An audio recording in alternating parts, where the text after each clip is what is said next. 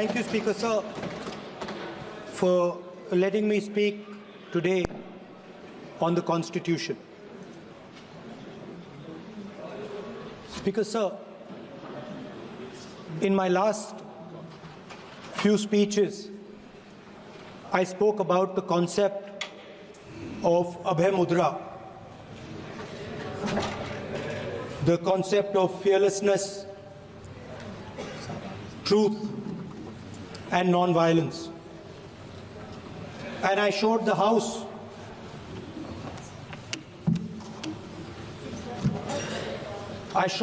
images of our different religions displaying this Abhay Mudra.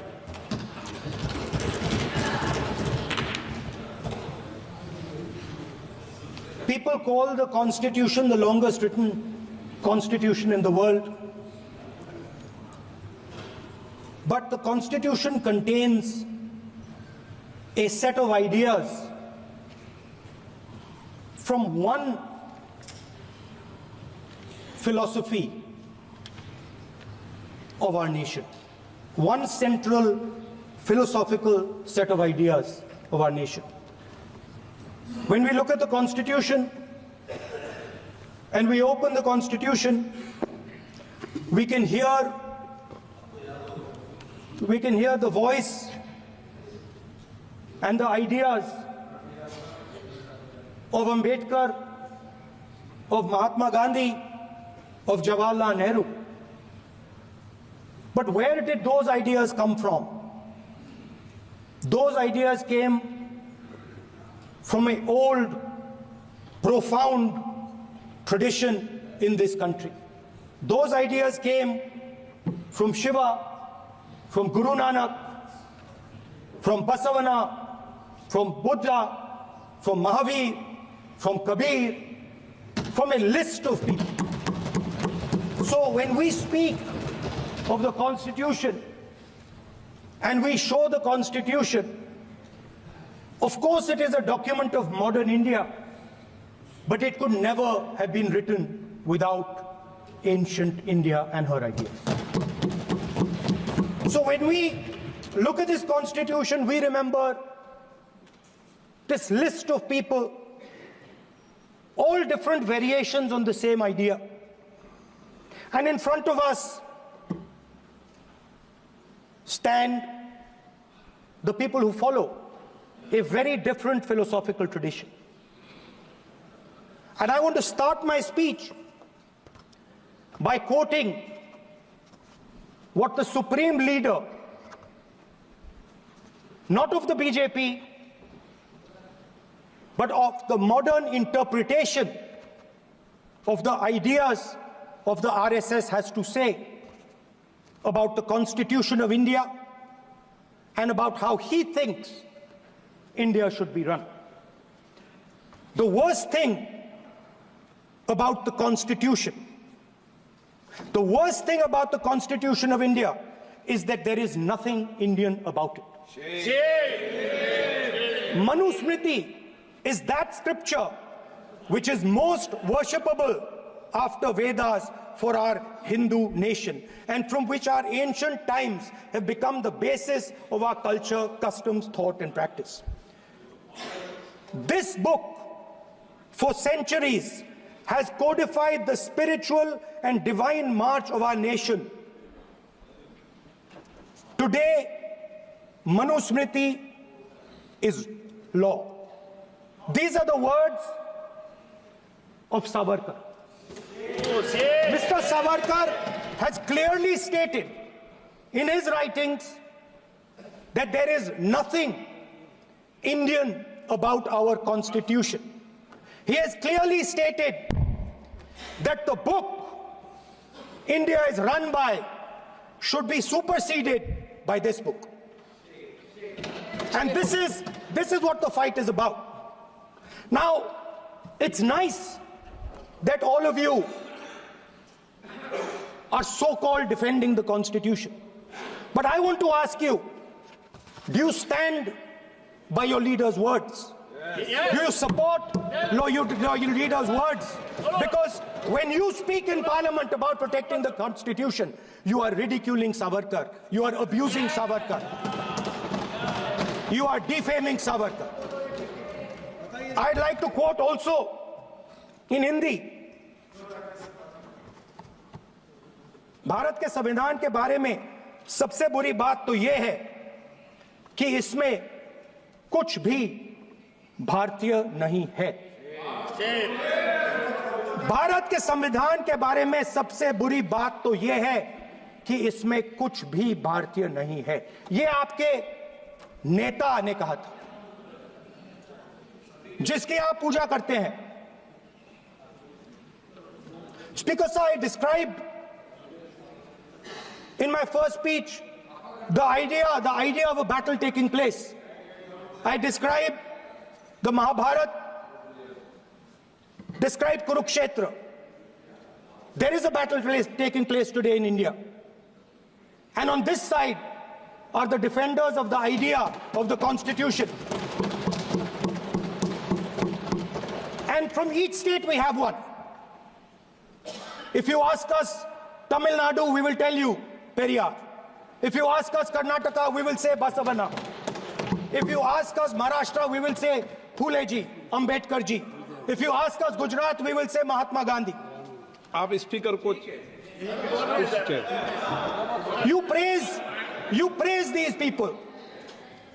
You praise these people hesitatingly because you have to. But the truth is that you want India to be run the way it used to be run.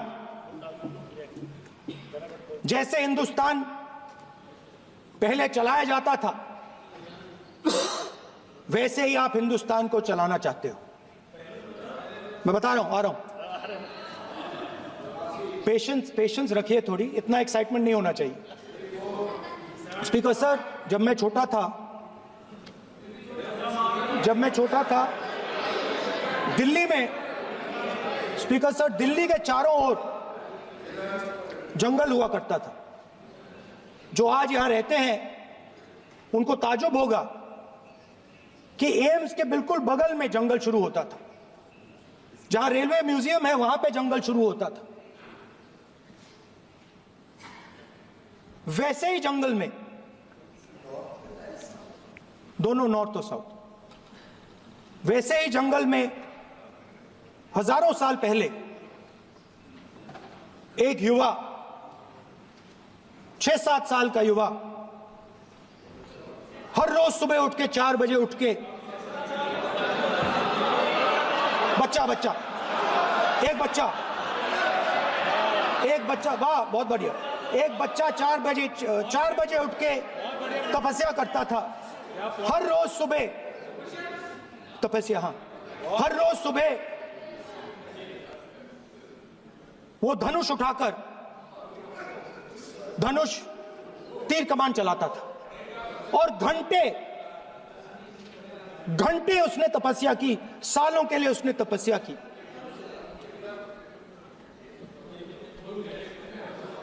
पास लोगों को पता लगने लगा कि लड़का है।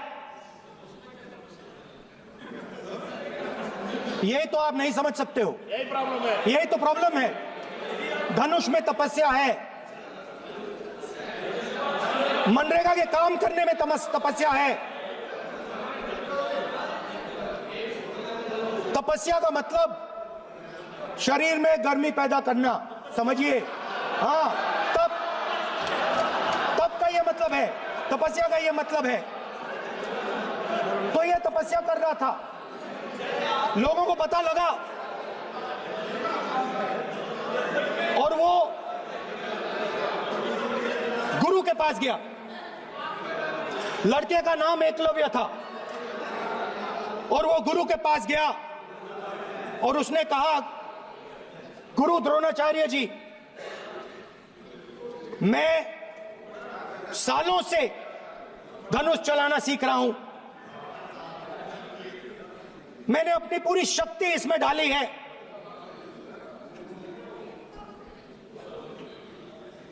आप मेरी मदद कीजिए, आप मेरे गुरु बनिए। द्रोणाचार्य जी ने एकलव्य को कहा कि आप ऊंची जात के नहीं हो, आप ऊंची जात के नहीं हो, आप द्विजा नहीं हो, मैं आपका गुरु नहीं बनूंगा, यहां से तुम चले जाओ। और एकलव्य चला गया। फिर से एकलव्य ने तपस्या शुरू की, फिर से तपस्या शुरू की। कुछ साल बाद द्रोणाचार्य जी और पांडव उसी जंगल से निकले। एक कुत्ता भौंक रहा था, कहानी आपने सुनी है, सुना देता हूं। कुत्ता भौंक रहा था, अचानक कुत्ते की आवाज शांत हो गई। द्रोणाचार्य जी और पांडव पास गए और उन्होंने देखा कि तीरों के जाल में कुत्ता फंसा हुआ था।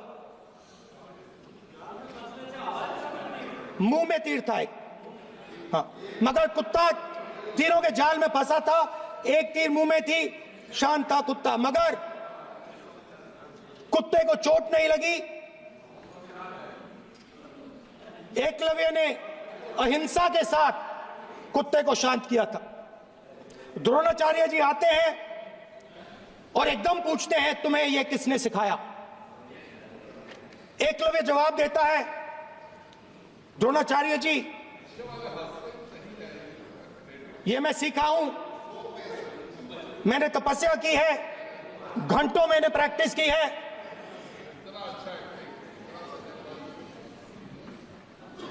आपने मुझे गुरु बनने से मना किया था, तो मैंने एक मूर्ति, मट्टी की मूर्ति सामने रखी और मैंने प्रैक्टिस की और मैं सीखा। द्रोणाचार्य जी खुश नहीं हुए। द्रोणाचार्य जी ने एकदम कहा, तुम्हें मुझे गुरु दक्षिणा देनी है। नहीं नहीं, ये आपकी स्टोरी है, ये आपकी स्टोरी है। मेरी स्टोरी है कि द्रोणाचार्य ने पूछा।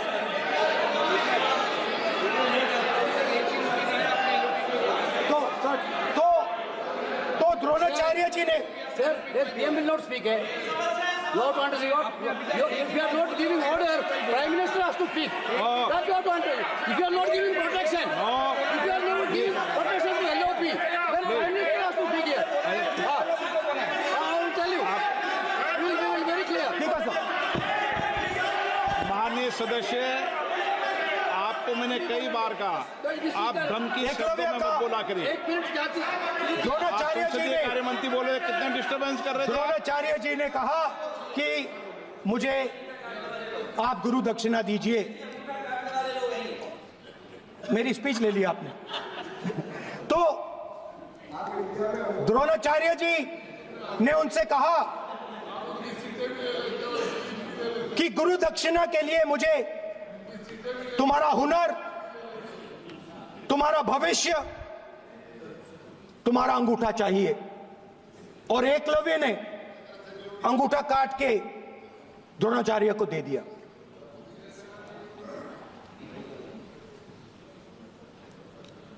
यह अभय मुद्रा है। इसमें कॉन्फिडेंस, स्ट्रेंथ, निडरता कहां से आती है? हुनर से आती है, इस अंगूठे से आती है। ये लोग इसके खिलाफ हैं। जैसे द्रोणाचार्य जी ने एकलव्य का अंगूठा काटा, वैसे ही आप पूरे देश का अंगूठा काटने में लगे हुए हो। आप जैसे ही एकलव्य का, जैसे द्रोणाचार्य जी ने एकलव्य का अंगूठा काटा, वैसे ही आप हिंदुस्तान के युवाओं का, जैसे ही एकलव्य ने,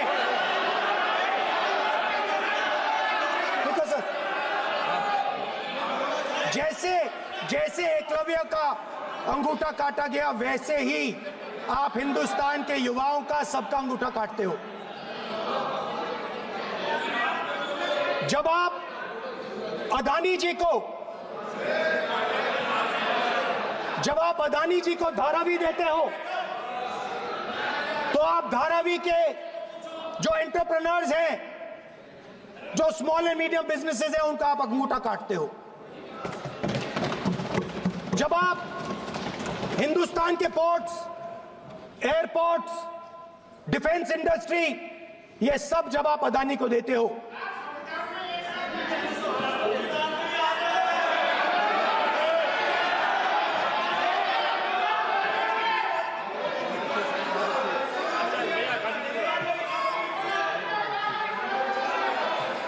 हिंदुस्तान के सारे जो फेयर प्ले बिजनेसेस हैं, जो ईमानदारी से काम करते हैं, आप उन सब का अंगूठा काटते हो जब आप अदानी की मदद करते हो। कॉन्स्टिट्यूशन में लैटरल एंट्री कर आप हिंदुस्तान के युवाओं का, पिछड़ों का, गरीबों का अंगूठा काटते हो।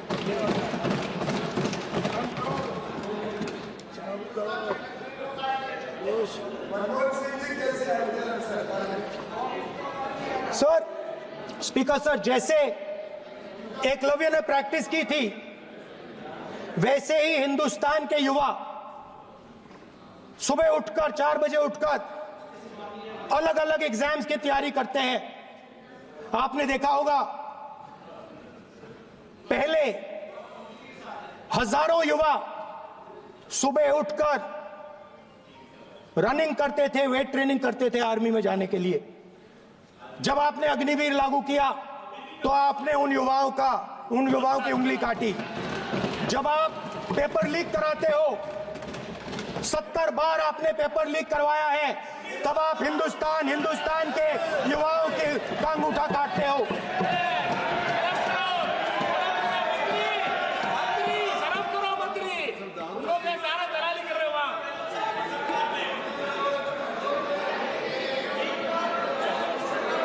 आज बाहर, दिल्ली के बाहर आपने किसानों पर टीयर गैस चलाया है, आपने किसानों पर लाठीचार्ज किया है।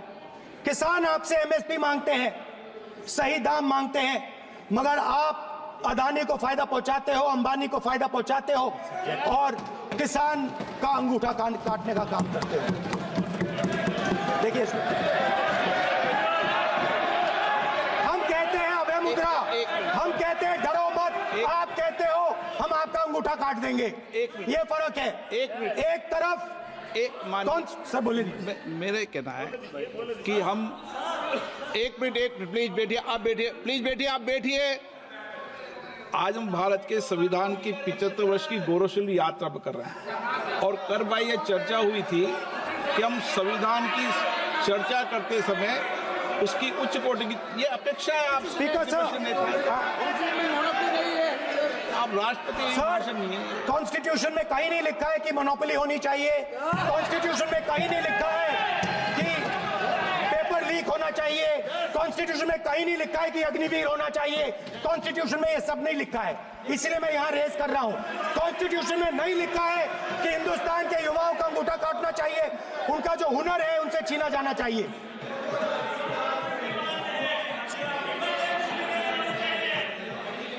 बैठे कर रहे हैं सर, 5 बजे अब भी बैठे करेंगे। अब कुछ नहीं बोलना है, 5 बजे देखिएगा, 5 बजे देखिएगा क्या कर। स्पीकर सर, मिलेगा। मैं कुछ दिन पहले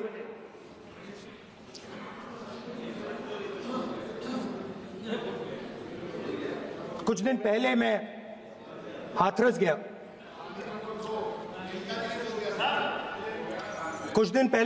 गया। हाथरस में 4 साल पहले एक लड़की का बलात्कार होता है। गैंग रेप होता है। 3-4 लोग गैंग रेप करते हैं मैं 2-3 दिन पहले उस लड़की के परिवार के घर में गया।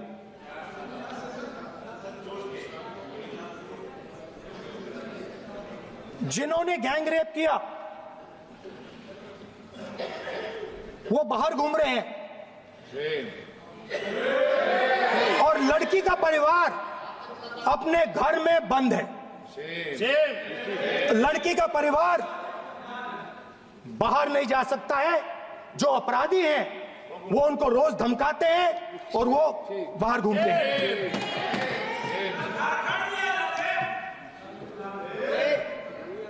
परिवार ने मुझे बताया कि बेटी का जो अंतिम संस्कार था वो भी नहीं करने दिया और चीफ मिनिस्टर ने इसके बारे में खुलकर मीडिया में झूठ बोला है। ये कॉन्स्टिट्यूशन में कहां लिखा है? ये कॉन्स्टिट्यूशन में कहां लिखा है कि जो बलात्कार करते हैं वो बाहर रहे और जिसका रेप हुआ है, जिसके परिवार, उस परिवार को बंद कर दिया जाए? कहां लिखा है कॉन्स्टिट्यूशन में? ये आपकी किताब में लिखा हुआ है, मनुस्मृति में लिखा है, मगर कॉन्स्टिट्यूशन में नहीं लिखा। और अगर आप कहते हो कि यूपी में आपका राज है और वहां पे कॉन्स्टिट्यूशन नहीं लागू होता है, वहां पे मनुस्मृति लागू हो रही है।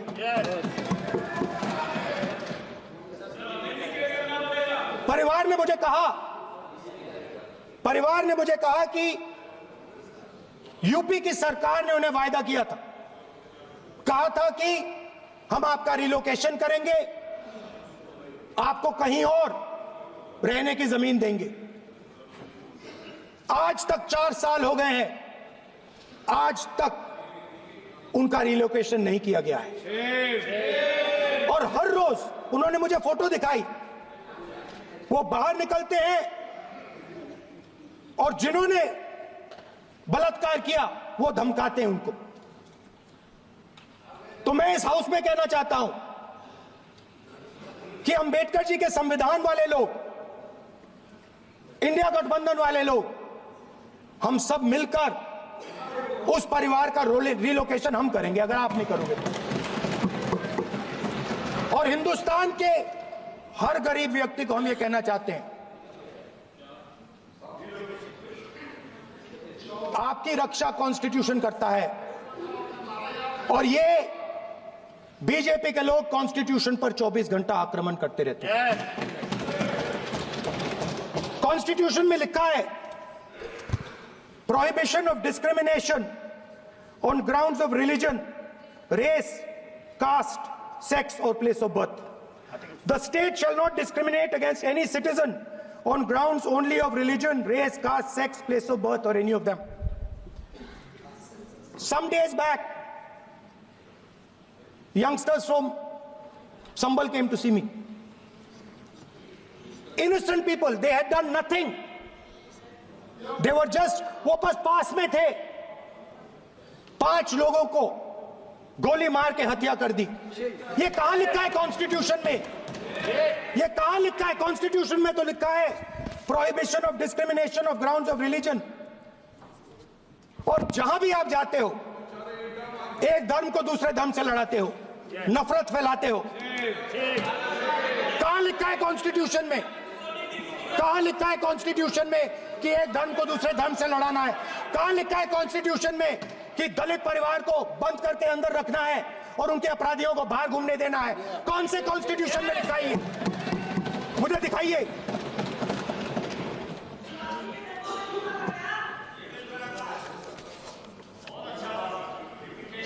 स्पीकर साहब,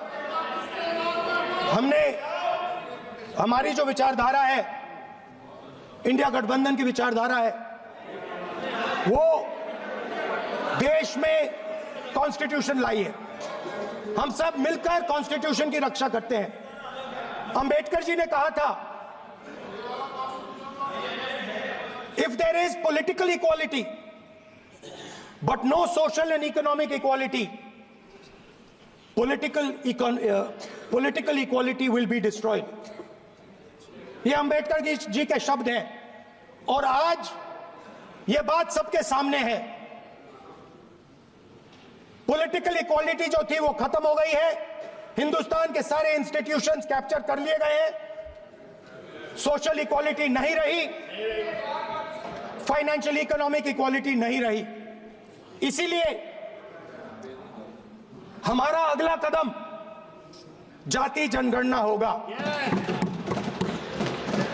हम देश को दिखाना चाहते हैं कि आपने किन लोगों का और कहां कहां अंगूठा काटा है।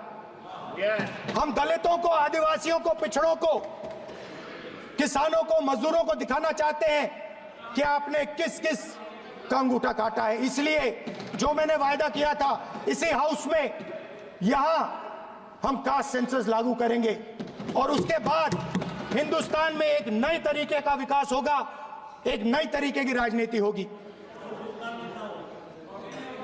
जो मैंने पहले कहा था, जो आपको अच्छा नहीं लगता है, 50% रिजर्वेशन, उस दीवार को हम यहां तोड़ेंगे। 50% रिजर्वेशन की दीवार और जाति जनगणना हम यहां करा के दिखाएंगे। आपको जो कहना है कर लो, कह लो। स्पीकर सर, बहुत बहुत धन्यवाद।